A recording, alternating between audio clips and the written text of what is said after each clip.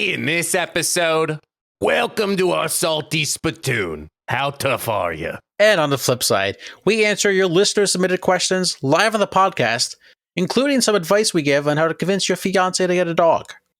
Mike, hit the music.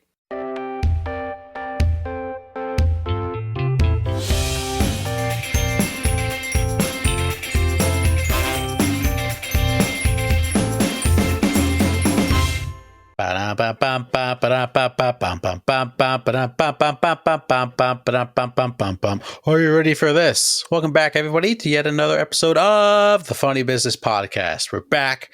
We're energized. I can feel the vibes through our computer screens. We're ready to go. Hope you're having a great day. I am Matt, alongside with me, my best friend, my roommate for life, Mr. Mike Gambita. Mike, you're extremely close to the camera. I'm very concerned now. How are you? How are things? You know, I thought you were going to stop talking, and I thought to myself, I'm like, I need to make it really obvious that it's a bit. It's not that the camera's wrong or anything. It's just a bit. So I feel like that's the closest I ever been to the camera in the podcast. So I feel like a new man. But anyway, feeling great, feeling vibing. It's hot as heck where we are in the world. Not as hot as heck, but I tell you, it's getting to that uncomfortable part where the air conditioning's going to be on. It's going to be on until maybe late August, maybe late September, depending on the weather. But no, things are good. We're vibing. We're working on the wedding venue discovery phase, trying to find the right place to say I do. Yeah, we're vibing. We're working through. Busy couple weeks coming up, but got to do another episode of the Funny Business Podcast for those good coworkers out there. So let's jump right into it, shall we? So Matt, I'm not sure. I'm trying to recollect where this came from, but everyone knows that both Matt and I are huge SpongeBob SquarePants quotable people. Confirmed. If you've listened to the last 216 episodes and did not recognize that there may have been a SpongeBob quote here or there, turns out we never really turned a SpongeBob into a segment, perhaps. Yeah, I don't think we have. I don't think we did. So yeah, call us real fans for now. But anywho, there was a couple things that were coming up on my For You page about the Salty Spitoon. So there was an episode on SpongeBob SquarePants that was called No Weenies Allowed. And it was basically a salty spittoon of a bunch of tough guys. And then SpongeBob runs through this whole process of being a weenie at Weenie Hut Juniors. Long story short, he was able to get in, spoilers. And then I think he fell in an ice cube, as that was the case. And then he was in the hospital. Yes, yeah, he slipped on an ice cube and then was in a ambulance. Yeah, a ambulance. So a particular part in the show was the bouncer, shall I say, was saying, "Welcome to the Salty Spitoon. How tough are you?" And people would describe how tough they were to gain entry or not. So I said to myself, why don't we do that? Why don't we do that today? Why don't we come up with a few how tough am I quotes. There was one that was in the show that said, "I eat a bowl of nails for breakfast," and the quote was, "without any milk." Mm-hmm. So we came up with our own. We'll see how this works. Matt, before we get into it, your thoughts on going through this process of creating How Tough Am I? So it's challenging, more challenging than you think, because I tried to, in my thought process of coming up with my answers to How Tough Are You, trying to keep it a funny tough. Yeah. So obviously we can make it oh yeah, I lift 350, because obviously I do that every single day of my life. 365. Do you even lift, bro? Yeah, I mean, come on. So I think I was excited. I don't know how we haven't really done this before. So I guess you can take a point deduction away from us.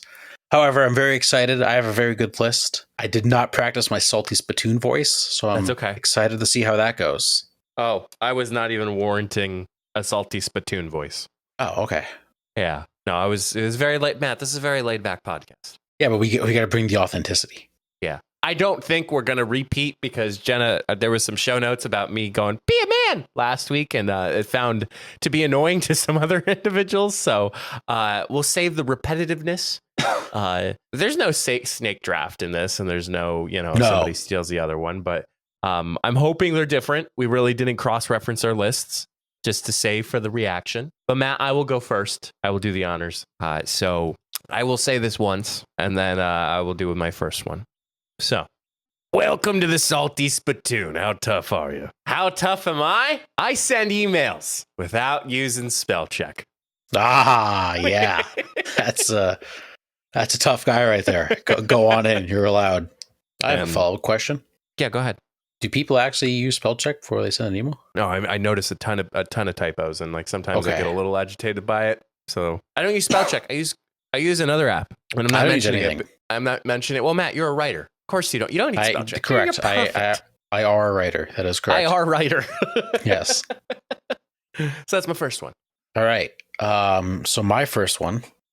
Should I say it once too, just to get it out of the way? Yep. Just let it out because that's quoting it. So go ahead. All right. Welcome to the Salty Spitoon. How tough are you? How tough am I? I'll work in the garden without any gloves on. Ooh. Mm-hmm. Yep. Where's your garden at your apartment? It's in any garden. Any garden. It don't matter where this garden is. I'm picking weeds, no gloves. I'm planting pepper plant, no gloves. Pulling out grass, no gloves. Watch for the poison ivy. Yeah, well, I'm a tough guy. Doesn't matter. Oh. Get poison ivy, I'll live. I don't know how tough you'd be once you get poison ivy. All 3 forms to be exact. So yeah, no, I'll beat it. It's fine. Do you garden with mom and dad? Yeah, I'll try to help out when I can. This year I haven't done much, but I know there's some things that they need help with. Okay, cool. All right, my next one. I can carry all the groceries in one trip. Mm-hmm. Yep. That right there is a tough guy and be a man all in one. That's probably like the most conjoined entrance in Salty Spitoon and be a man is carrying groceries in one trip. You cannot make a second trip. Cannot. It's like, why go back and forth? Especially like living in an apartment that's like, I would say maybe more than a floor. So maybe like 2 or 3 floors. Like just carry everything all at once. Yeah. Listen, as someone that lives on the second floor of his apartment building, it's not fun. No. And I'm going to admit, hand up, I'm going to be a man. I have taken more than one trip. Okay. And it absolutely sucks. It's one of the worst things about living in an apartment. Do you throw your groceries on the balcony every once in a while? It's a little too high for that. That'd be fun, though. That would be awesome. Unless, feasibly, it would be fun. But realistically, it would probably break everything that you bought. Yeah, and I also technically park on the other side of my apartment building. So it just wouldn't work. All right, my second one. I once ate a Popeye's biscuit without a drink. Oh. Mm-hmm. Yep. No, I've never had a Popeye's biscuit before. Let me tell you, they're good. They're dry. Are they? Very dry. Very good. Ooh. But yeah, most people you drink. And I took it upon myself once to not, and I survived. That's almost like saying I eat Texas Roadhouse buns without any of the butter without any of the cinnamon. Mm-hmm. Like you can't do that. Like you gotta do both. Yeah. Yeah, the cinnamon butter is top tier. I chew ice cream with no brain freeze. Oh, man. That's a good one. So I've noticed from just sharing that people don't chew their ice cream, but I do. And it doesn't bother me. I also chew so if it's hard ice cream, I chew it. If it's soft ice, I think I still chew soft serve.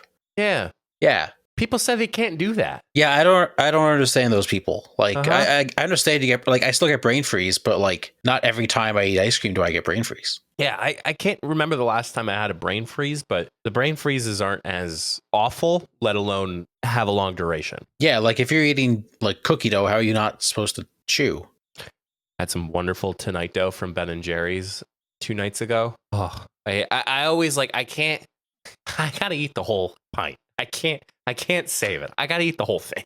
Yeah, no, it's hard not to. My mom actually made homemade ice cream a couple weeks ago. She has a little ice cream maker thing. Okay. Episode 216, Matt mentions about an ice cream maker. Make sure he doesn't repeat an ice cream maker again. I'm not going to mention it for another 10,000 episodes. But she made cookies and cream. It was so good. Ooh. Mm-hmm. That's nice. Yeah. All right. Next up, I'll wear a Yankees jersey at a Phillies game. Oh. Now you talk about getting thrown right in the fire. I don't know what's worse, Fenway Park or Citizens Bank Park. I once did. I think I may have said this a long time ago. I once did take a tour of Fenway Park wearing a Derek Jeter shirt. I did do that. I didn't get heckled really too bad, and I wore it across city Boston. That wasn't terrible, but I was also 13. No one's gonna walk up to a 13-year-old and be like, "You suck." Well, when it comes to sports, nothing's off limits. Fair game. Yeah. But I am going to a Yankees-Phillies game later this summer. Thank you to one of my very good friends for hooking up with tickets. He's a friend of the program. Yeah. And I will be wearing the Yankees jersey to the game. They're playing against the Yankees? Yeah. Yeah, it's in nice. Philly. Okay. Yeah, it's in Philly. Yeah. I thought you were just randomly just going to go to a random game with a Yankees jersey. They're playing the Yankees. And I also, there's a chance it could be on TV because I'm going to be very close to behind home plate. Nice. Yeah. Oh, I'll have to let Jenna's dad know. Yes. All right. This one's odd, but I've recognized it. I use public restrooms without lining the seat. Ooh, that's a good one. I also do that. You sounded Should like we you though? You sounded like you were too quiet to admit that. Should we be lining the seat? I do that. I have always been told that a toilet seat carries less germs than like a table.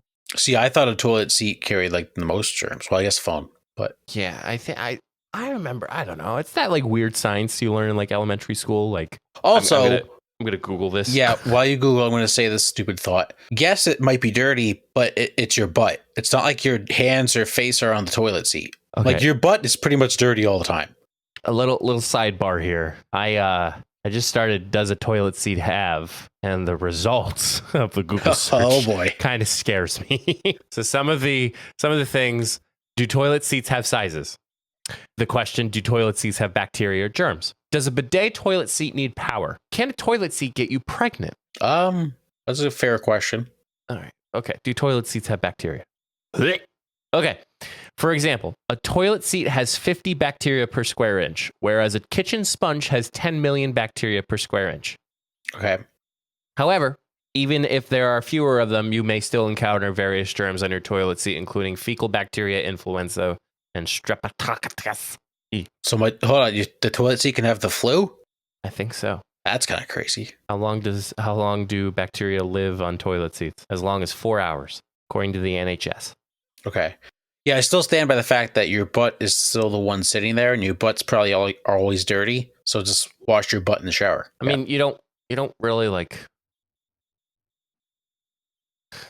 I'm not even gonna say it. No, continue. Carry on. Yep. It's like you don't interact with your butt with your face that much. Correct. I would hope not. Personally speaking. Personally, you know. Yeah. Right. Maybe you shouldn't have said that. Yeah. All right. How tough am I? Yeah. How tough are you? I'll kill a spider with just a tissue. Okay. No shoe. No rag, no boot, whatever you use. No, just give me a tissue. Bam, dead. You know what I'm recovering from? Did you get bit by a spider? No. Oh, when the spider that was on your pillow? No, I mean I still check my pillow to make sure. Have you checked it every night since then? Stink bugs. You look at me like you've never. What are you afraid of stink bugs for? Well, it's not that I'm afraid. It's just I don't want it to stink the house when I squish it. Okay. Poor Jenna. She's just like, give me a tissue. And like she takes it, crumbles it up, and then throws it in the toilet. I'm like, that's all you have to do? She goes, yeah. I'm like, I thought it would like stink on contact. Like if I like took it, squished it, I'm a work in progress. Yeah, no, I don't squish the stink bugs. I just kind of like fold the tissue around them, and then I just flush them. Yeah. But a spider, you can kill a spider. Oh yeah, a spider you can kill. Yeah. There's actually like a colony of spiders living in the hallway of our apartment complex. And nobody does anything about it? So here's yes, I contacted our super and was like, hey, just, like, because he's not at our building all the time. I was like, there's a ton of spiders. The spiders are gone. The webs are still there. So that makes me a little concerned. However, the spiders were huge. So now I don't have to look at them every time I walk up the steps. So that's okay. That's okay. Yep. All right, my last one. How tough am I? I hand wash dishes in cold water. Yep. You have to sometimes. Now, scalding hot, on the other hand, I'm not as tough as that. But see, I don't mind scalding hot water on my hands. Nope. I can't do it. So you always wash the dishes with cold water? I mean, I do like warm. I don't do like scalding hot, like piping hot, like hot tea. That's a hot coffee pot. Yeah, so I do very hot water, but then if you have a lot of dishes, sometimes the water runs a little cold. You still got to get the dishes done. Yeah. I mean, luckily we have a dishwasher, so we don't have to do a lot of dishes. But we must be nice. Living that luxury. Can't all be as luxurious as Mike. Nope. Along with my 4 other houses that I have for doing this podcast. Yep. Well, listen, 10,000 episode helps well. All right, my last one. I'll walk on hot sand without any shoes on. Ooh. Yep. Don't matter how hot. Could be 70 degrees. Could be 95 degrees. As soon as my feet hit that sand, flip-flops come off, the Crocs come off, bare bones right across to the ocean. Yeah, I don't think I could do that. So it's not bad if you just like continuously keep walking. Yeah, but like, what if you're holding on? So who's carrying the stuff, Matt? I carry stuff. Like a chair? Chair? Yeah, cooler, Yeti. Okay, all right. Filled with water, obviously, because the beaches we go to, you can't drink on. Beaches are annoying.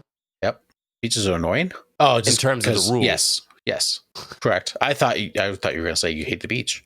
Yeah, no.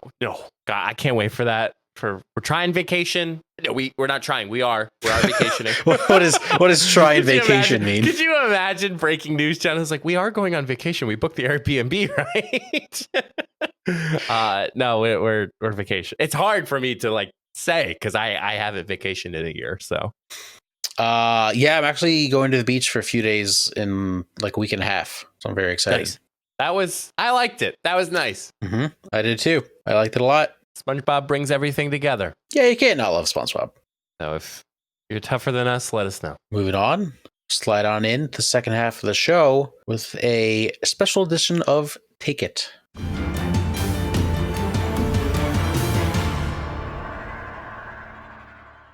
So those of you listening may have seen, we asked for your questions. So how can you get involved in the show? Well, maybe sometimes going forward, we'll have you guys send up some questions or some topics we can talk about. So this week's Take It is all listener-submitted questions. There's a wide variety, so I'm very excited to dive into these. Mike, some of these are personal about our podcast. Some of these are about some things coming up in the world. And then some general questions and kind of like advice that we could give. How many questions do you have? I got a lot of questions. You got a lot of questions. Yeah, I have about I got 8. What? Yeah. Where did these come from? I posted on my Instagram story that people could like submit questions that way. Oh, and they direct messaged you. Yes. Oh, I also had people just like text me, be like, "Hey, here's my question." I was waiting for what do you call it? I was waiting for like the influx of notifications and DMs from that, but I guess. Well, some people may not just want to comment and have their question out in the open. So these are obviously anonymous. So all right. Let's dive in. Hey, Mike and Matt, what are your thoughts on the NBA Finals? Specifically, do you think Kyrie stomping on Lucky the logo at the Celtics game a few years ago will come back to haunt him? So for those that don't know, NBA Finals starting this week, Dallas Mavericks versus the Boston Celtics. Kyrie Irving playing his old team. What are your thoughts? Well, first of all, I like the matchup. It's new. I think we've talked about this before, like teams repeating back to back to back. It gets kind of boring after a little bit. I'm now starting to become a Mark Cuban fan a little bit. Well, he did sell the team. He did, but I'm still saying that. There's a lot of weird traditions when it comes to the world of sports. I would not be surprised if it comes back to haunt him. Yeah, I wouldn't be either. Karma is a bitch sometimes. I do like the matchup too. I think you got the guard play of Luka Kyrie against the team that has been the best team in the NBA and the Celtics all year. They have a very good team top to bottom. I think it probably goes 6 or 7. And I'm going to take the Celtics just because they've been the best team. Their coach is also an absolute nutcase, and I love him. I would hope for Luka to get his first NBA championship, but yeah, I think I might have to agree with you with the Celtics. I would not like for Luka to get his first NBA championship. I hate Luka. He talks to the ref after every play. If there's a foul he thinks doesn't call, he talks. If he scores a basket, he talks. And hand up, as a Suns fan, a lot of Suns guys also talk to the refs too much. But Luka does it like every single play. It's very annoying. Just play the game. One thing that is kind of funny is he will like curse out the refs and like the language of his home country in Slovenia because they don't know what he's saying. But then he's also dumb and he'll curse about in English and then get a technical foul. That's on him. Yeah, exactly. Yeah, to speak the other language all the time. Next up, this is a little podcast question. Who is quote, he who shall not be named on the podcast. I think we have to be careful how we answer this question. So he who shall not be named. Well, is a guy that we know. Well, we know of him. Yeah. Yeah. He likes to box a lot. Well, one likes to wrestle and one likes to box. Mm-hmm. Yep. So it's more they who shall not be named. Yeah, technically it is they. Yeah. Yeah. Yep. They just had their upcoming fight canceled. You see that? Yes, I saw that. Yes. Yeah. Not because of them, the other guy. Yeah. Yeah, the other guy. But he who shall not be named, is he a listener?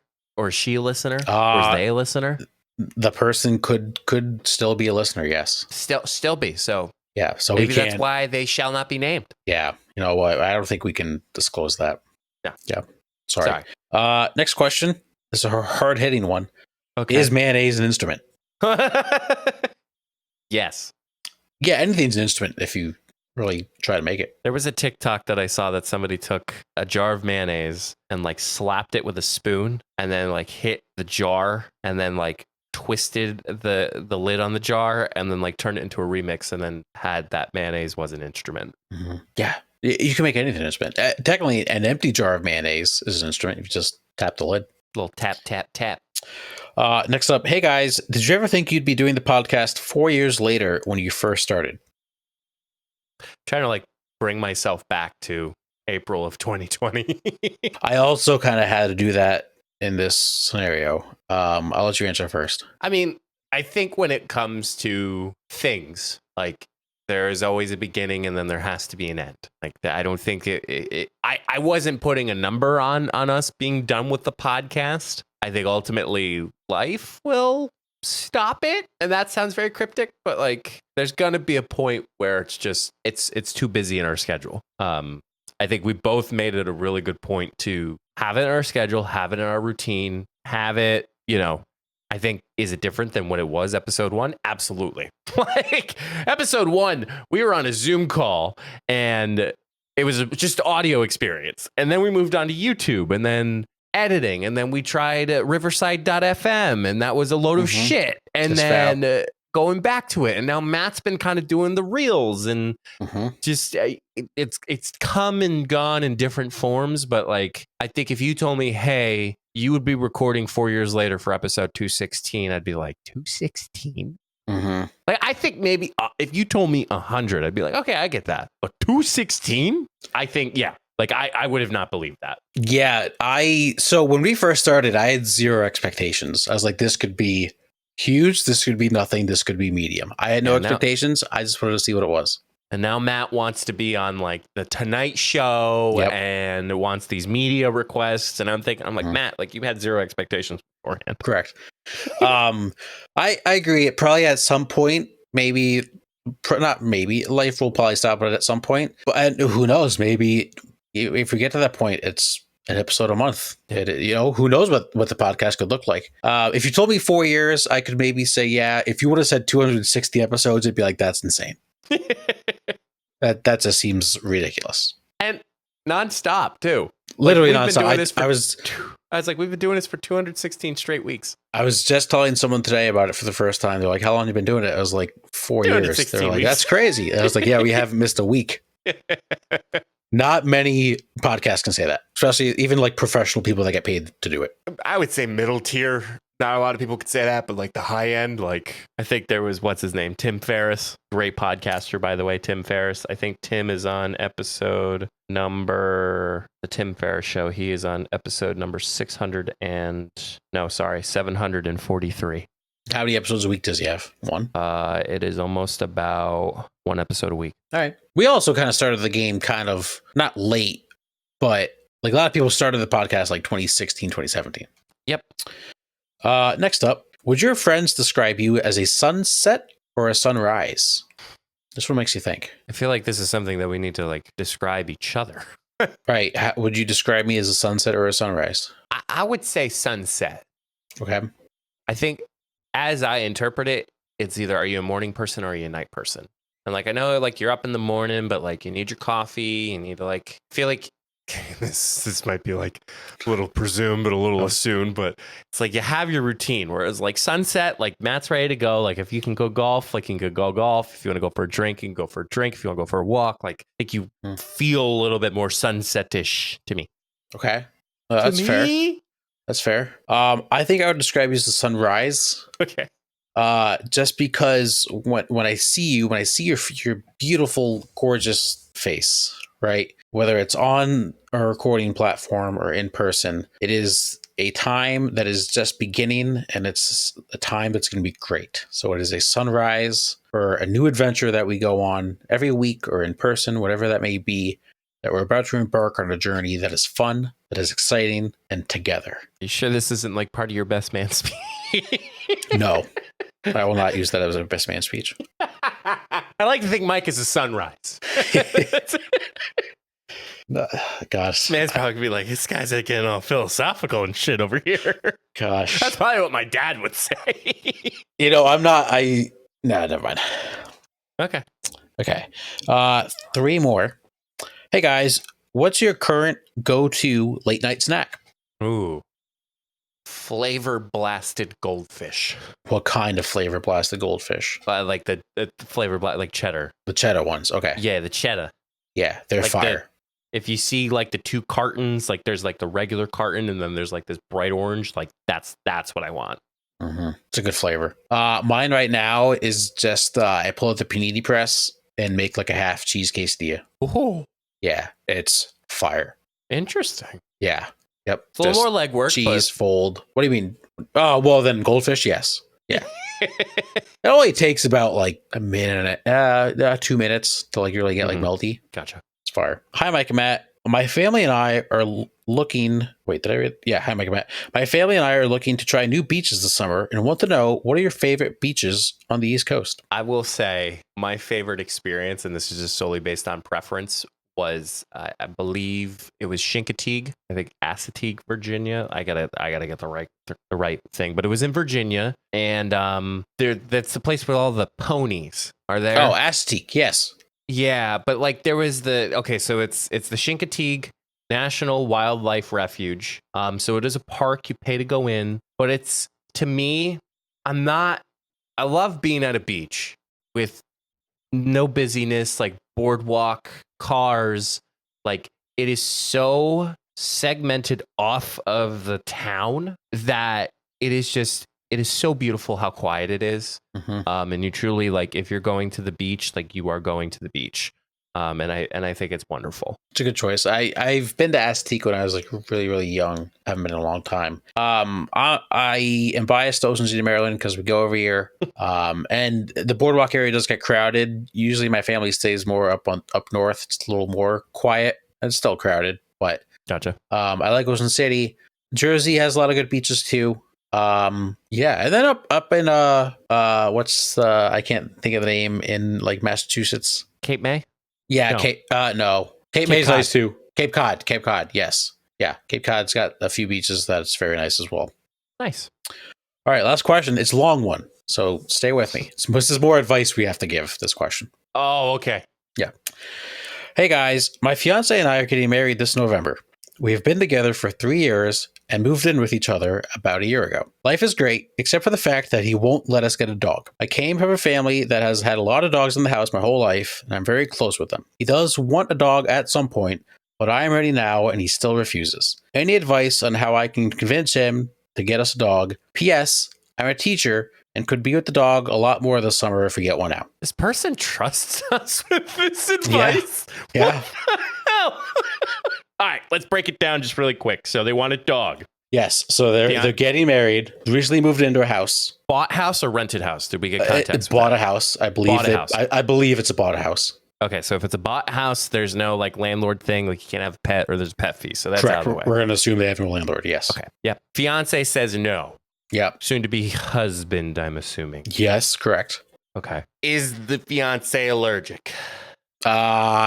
Information was not disclosed. I'm going to go with no, because at some point he does want a dog. I would say if you're getting married in November and again, they always say, traditionally speaking, that getting a dog is a good way for you to care for, and this sounds horrible, PETA's going to come after me,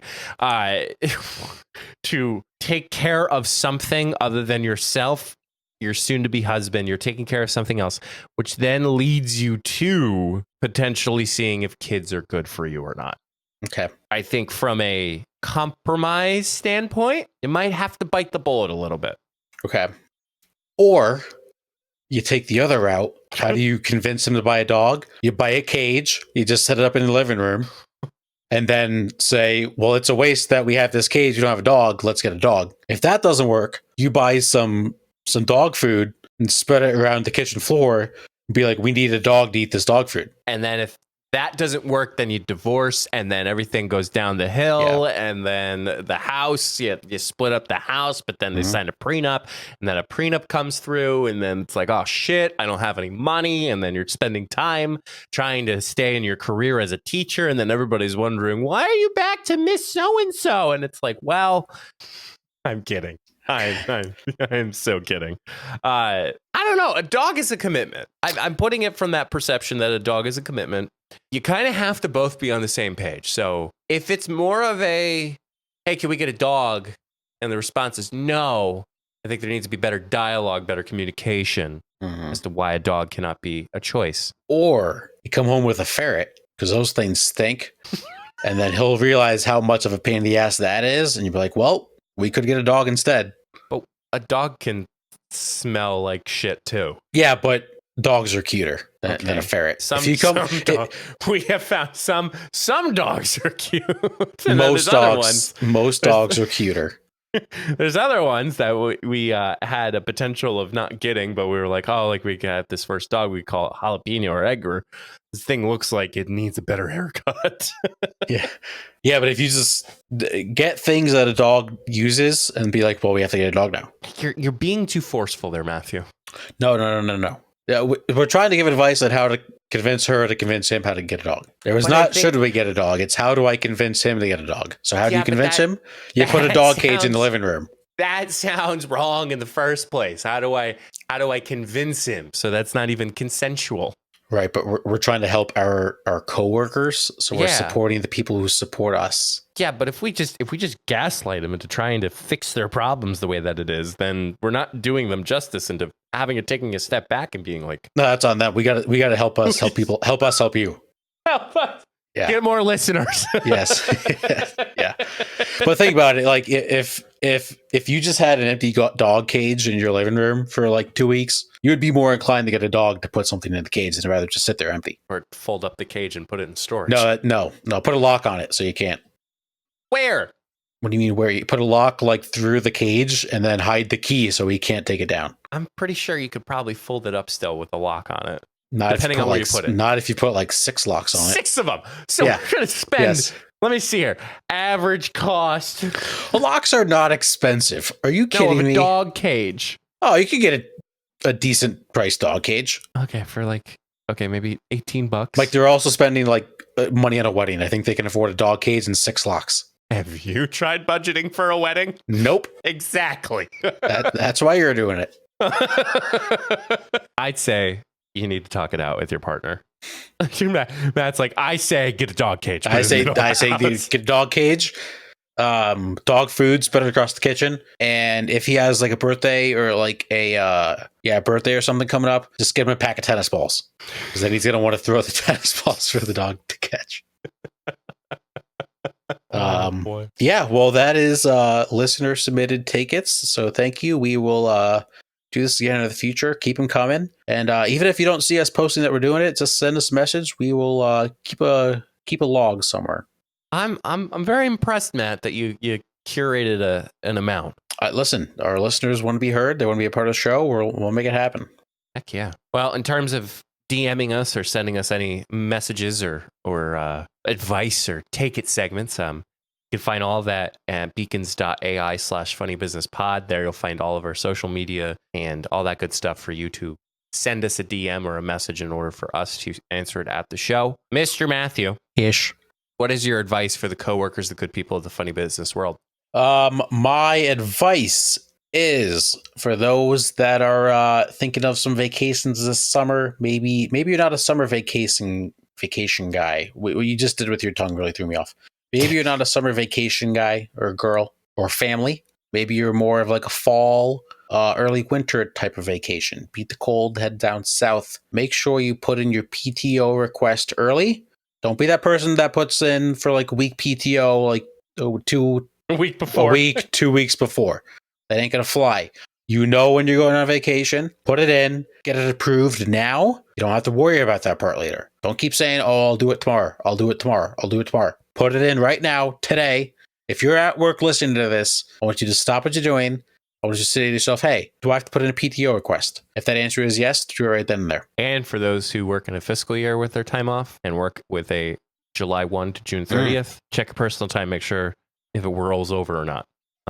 I have to do that, unfortunately, because I just started back in March. But luckily, they extended the vacation to December. So, that's awesome. Yeah, I know. Very grateful. Very grateful to be the role that I'm in. So, and take the PTO. You earned it. Yes, yeah, definitely take the PTO. I mean, if you want to save a few over for the next year, maybe you're planning a big vacation. That's fine too. But if you're going to lose it, use it. Well, everybody enjoy your vacations, enjoy your outings, enjoy your times off, enjoy your golf outings. I'm sure we'll be back next week to share an update as far as how Matt and I deal on the greens for the very first time. Together. Should we make a little bet or no? Okay, Michael Jordan. In my head, I was like, Matt is going to set a bet for this. No, I want to. Okay. I want to try, because I know you are too competitive, Mr. Competition over here. I know we're going to actually have to play golf and not best ball. So I would just like to get a reasonable score. If we get like 5 holes in, we both suck, we can play best ball. Okay. We'll see how it goes. Oh shit, we should do like a breaking 90 challenge together. Okay. Except we have no one to video. I that's only the second time I've been on the greens before, so. Yeah, I understand. Somebody doesn't get free memberships to a golf course, Matthew. Correct. Did you see there was a Barstool guy that just went viral because he did a breaking 90 challenge and he did it and everyone was like, that's awesome. This guy that gets paid to like talk about golf. Well, I wish I could be in that position to do that. I'm excited. I'm going to be nervous at the first tee shot. I feel like I need to perform well in front of you. Okay. Sometimes when people in their first time, they don't perform well. Yeah, I might be a little shy. Might be a little shy. I might not hit my drive as long as I usually do. Oh. Oh, dear God. Well, that concludes another podcast. And until next time, we'll see you all in the next episode. Stay safe, everyone.